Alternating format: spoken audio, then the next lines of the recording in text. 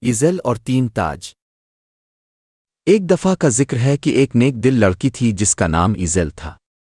ایزل اپنے والد ایرو اور سوتیلی ماں سیٹل کے ساتھ اپنے بڑے سے گھر میں رہتی تھی۔ ایزل کے والد ایک بڑے تاجر تھے۔ ایزل اپنے والد کی لاڈلی تھی مگر قسمت کو کچھ اور ہی منظور تھا۔ ایک دن اس کے والد کا انتقال ہو گیا۔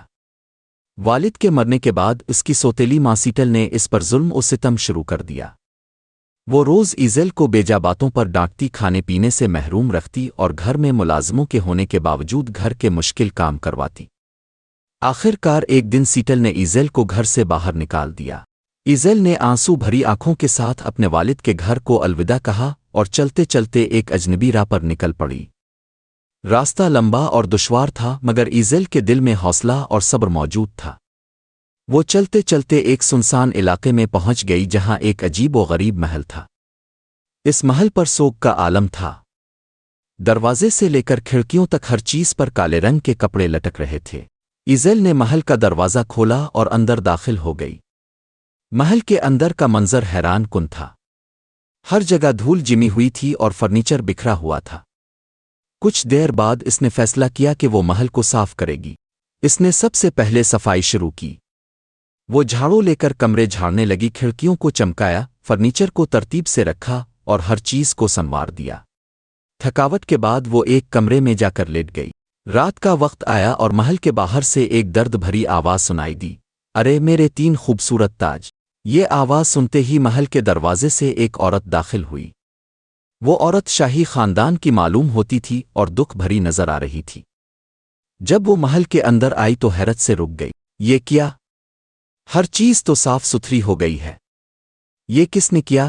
اس نے حیرانی سے کہا اور پھر دعا دینے لگی، جس نے یہ سب کیا ہے خدا اسے اجر دے۔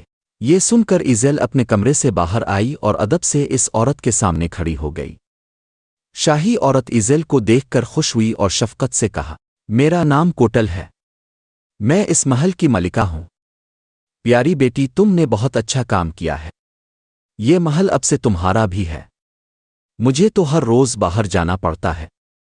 میں اپنے تین خوبصورت تاجوں کو ڈھونڈ رہی ہوں۔ ایزل نے حیرانی سے پوچھا، تین خوبصورت تاج؟ مگر کوٹل نے بات کا جواب نہ دیا اور اپنے کمرے میں چلی گئی۔ اس کے بعد سے کوٹل ہر روز صبح سویرے ہی محل سے چلی جاتی اور رات گئے واپس آتی۔ ایک دن ایزل محل کے باغ میں بیٹھی تھی کہ اس نے ایک انوکھا منظر دیکھا۔ ایک بڑے سانپ نے اپنے تین بچوں کو وہاں چھوڑا اور کہیں چلا گیا۔ تھوڑی دیر بعد دوسرا سانپ آیا اور ان تین بچوں کو ڈنگ مار دیا۔ جب پہلا سانپ واپس آیا تو وہ اپنے بے ہوش بچوں کو دیکھ کر بے حد غمزدہ ہوا۔ سانپ فوراً ایک پودے سے خاص پتے توڑ کر لایا۔ اس نے ان پتوں کو اپنے بچوں پر رگڑنا شروع کیا اور دیکھتے ہی دیکھتے تینوں بچے ہوش میں آ گئے۔ ایزل یہ منظر حیرت سے دیکھ رہی تھی۔ جب سانپ وہاں سے چلا گیا تو ایزل نے جلدی سے اس پودے سے وہ پتے اکٹھے کر لیے۔ وہ سمجھ گئی کہ یہ پتے جادوئی ہیں اور ان سے بے ہوش کو ہوش میں لایا جا سکتا ہے۔ ایک دن محل کی صفائی کے دوران ایزل کو محل کا ایک خفیہ راستہ نظر آیا۔ یہ خفیہ راستہ تہ خانے کی طرف جاتا تھا۔ وہ گھبراتے ہوئے آگے چلتی گئی۔ تہ خانے میں پہنچ کر ایزل نے ایک کمرہ دیکھا۔ یوں لگتا تھا کہ جیسے اس کا دروازہ بہت عرصے سے بند تھا۔ ایزل نے دروازہ کھولا تو حیران رہ گئی۔ اندر تین خوبصورت نوجوان بے ہوش پڑے تھے۔ ان کے چہرے روشن تھے مگر وہ بالکل بے جان لگ رہے تھے۔ ایزل کو اچانک سانپ اور اس کے بچوں والا واقعہ یاد آیا۔ وہ بھاگتی ہوئی گئی اور جادوئی پتے لائی۔ ایزل نے پہلے شہزادے پر جادو کے پتے رگڑے۔ اچانک اس نے آنکھیں کھولیں اور ہوش میں آ گیا۔ شہزادے نے ایزل کو دیکھا اور کہا، تم نے مجھے نئی زندگی دی ہے۔ میرا نام انٹونیو ہے۔ تم کون ہو؟ ایزل نے اپنا نام بتایا اور پھر اسی طرح دوسرے شہزادوں کو بھی ہوش میں لے کر آئی جن کے نام نیزا اور ٹیز تھے۔ تینوں شہزادے ایزل کے شکر گزار تھے مگر وہ بہت ہی کمزور ہو گئے تھے۔